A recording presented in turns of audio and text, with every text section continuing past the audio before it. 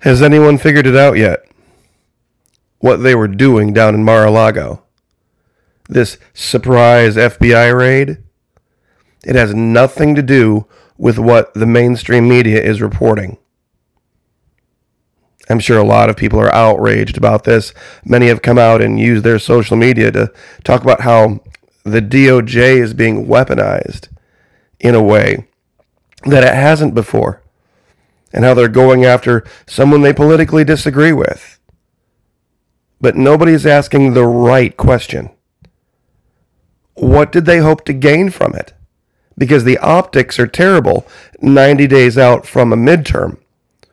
What specifically did they want to get their hands on that, and here's the important part, that they could show on TV to help perhaps defeat Trump if he ran in 2024? Nothing.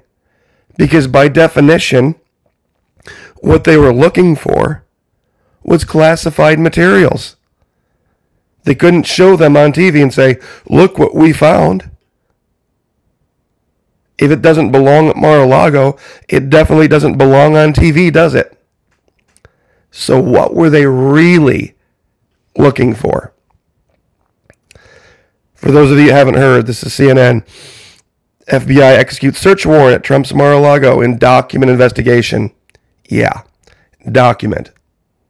That's kind of a broad term. The FBI executed a search warrant Monday at Donald Trump's Mar-a-Lago resort in Palm Beach, Florida, as part of an investigation into the handling of presidential documents, including classified documents that may have been brought there. 3 people familiar with the situation told CNN. The former president confirmed that FBI agents were at Mar-a-Lago and said, quote, they even broke into my safe. He was at Trump Tower in New York when the search warrant was executed in Florida, a person familiar told CNN. Now, wait a minute. What specifically were they looking for? You see, this was just last May. The Republican wave is building fast. Clearly, people are thinking, well, they're looking for something they can use in the midterms. What? Trump isn't running.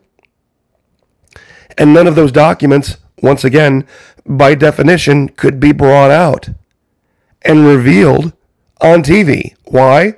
Because they don't belong in Mar-a-Lago. You can't put them on TV. They're going back to the well. And this has to do with something we have talked about on this channel that has rubbed a lot of people the wrong way. It's just a reality of Florida. Anybody who's been here for any amount of time knows what goes on. They are trying to rehash this. Not her specifically, not Stormy Daniels specifically, but they are trying to find pictures or evidence of something that was revealed when they tried to use Stormy Daniels to keep President Trump from being elected in 2016. See, nobody can answer the question, why is Melania still married to Donald Trump? Nobody denied the affair. It happened. So why didn't she divorce him? Why didn't she leave him? You could have argued, well, during the presidency, that would have been inappropriate or a problem or a national security issue, but not now. You see, the real story is this. Melania knew all about it, and Melania didn't care. Because in Florida, there are a great many people, especially older folks, and in this region, that are in open relationships of some kind, where certain things are allowed as long as you're discreet about it. This is a quote from Melania. Quote, I'm calm about Stormy Daniels' affair, insists Melania Trump. I'm sure she knew all about it. Vox almost figured this out, but they never took it to the level that it needed to go because it would reveal something It would reveal how powerless they are. Now, the media is losing power. Why? Because they can't shame people like they used to. Because when it's all up above board, when it's all out in the open, nobody cares. They even double down.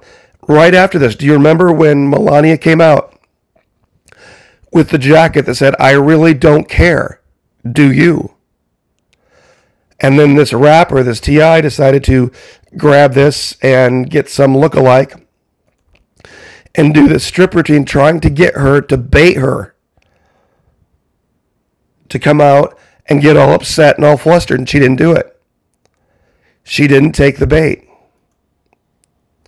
It's very clear that there is some other category for whatever relationship Donald Trump and Melania are in. And let me be very clear. I'm not here to judge anybody. I'm not here to say this is bad and this is good. What goes on between two people or more, as long as everybody's all on the same sheet of music, not my business. But this is what they're looking for. They're going to try this again. They're going to look for some evidence from some party or some picture or set of pictures to try to pull the whole morality game out again, trying to separate evangelical voters from voting for Trump-supported candidates. See, they're not trying to get Democrats energized. They've lost that war a long time ago. All they can do now is try to de-energize Republicans or those who are supporting Trump-supported candidates. And I think I have someone they're going after. Monica Crowley. She put out a tweet that was very strange. This is it. This is the hill to die on, talking about this overstep, this overreach with the Department of Justice.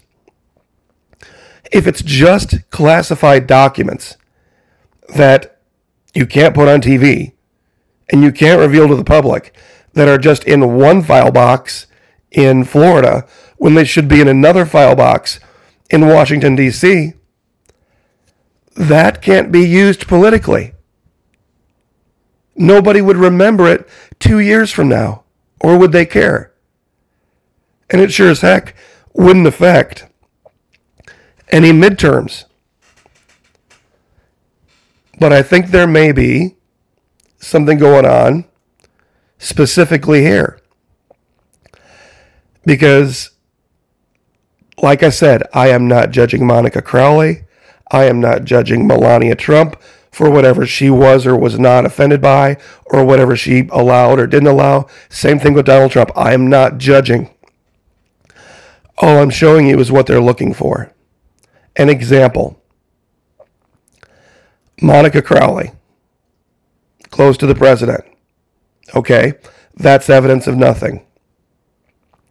But Monica Crowley has been close to a lot of other people that are known, admitted swingers in polyamorous relationships, in open relationships, and has been for decades. Kelsey Grammer, a regular at the Playboy Mansion. She's here with him and his wife. And they don't hide the fact that they're in an open relationship. This by itself, not evidence. He's been married 4 times. This is her with Mancow Muller. Now, those of you who are familiar with the radio, especially way back when, Mancow in the Morning out of Chicago talked about stuff like this and way worse. Here's her with Don Jr. The stories about Don Jr. and Kim Guilfoyle. She used to be married to a hyper-liberal out in California. They are replete.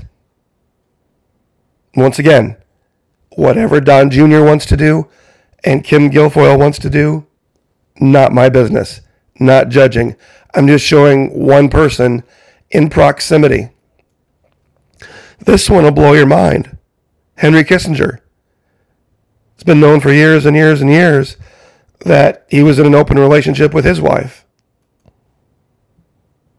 And here she is, talking about having been friends with them for 20 years.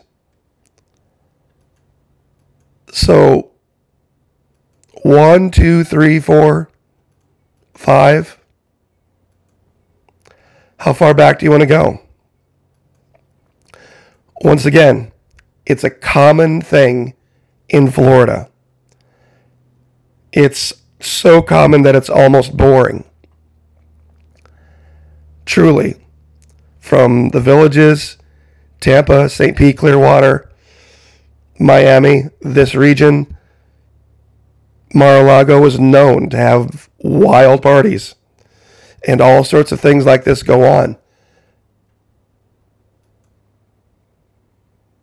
And there are people now across the country that are still benefiting from Donald Trump's support. I'm not judging this either. But the left is desperate.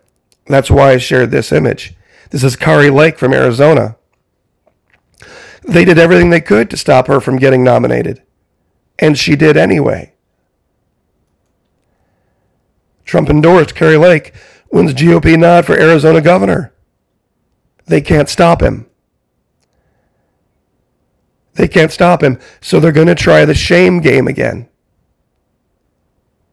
But it's not going to work, because down here, you can agree with it, you can not agree with it, you can say it's anti-biblical, you can moralize about it. What goes on between people in their own private lives is their business. And this is where they're messing up. They have not been able to stop the red wave that's coming. And so they used the DOJ, the FBI, to go raid Mar-a-Lago, to try to go to the well again, to try to find something to shame Donald Trump with. That's what they're doing. Because once again, if it were what they were saying it is, it's useless. They couldn't show the documents. Even if they said, he has these documents and they're not supposed to be there, prove it. You can't show it on TV. Why? Because it's a redacted document. It's a classified document. You couldn't prove a thing. She didn't care. She didn't care because they probably have an agreement. Once again, I'll say it a fifth time. I'm not judging. It's up to them. God bless them. Whatever life they want to live, it's up to them. And she even said it. And she called it an affair. Those of you thinking, well, it didn't really happen. She called it an affair. I'm calm about Stormy Daniels' affair. It was probably an understood thing. And she wore a jacket that said, I really don't care, do you? And I remember watching her wear it, and she boarded the plane on Air Force One, I think it was. And that's when the left lost their mind, and they got this rapper to do this thing. And it still didn't work. This is their playbook, 101. Nothing else makes sense. They're trying to get some salacious, sleazy something to dig up. And they're not going to say this is how they got it. And they're going to try to hold on to it and use it for political purposes. That's all this was. Trump wasn't even there when they did it. He was up in New York. Ask yourself why. If they were really looking for something that critical, that quote-unquote criminal, why wouldn't they wait until he was there? for the photo op. This is why. They're going to roll all this out a lot later after everybody's forgotten about this. Or they're going to use it to squeeze people.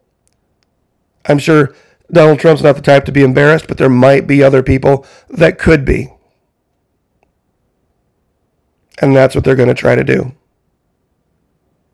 So, anyway, humble military intelligence analysis on this.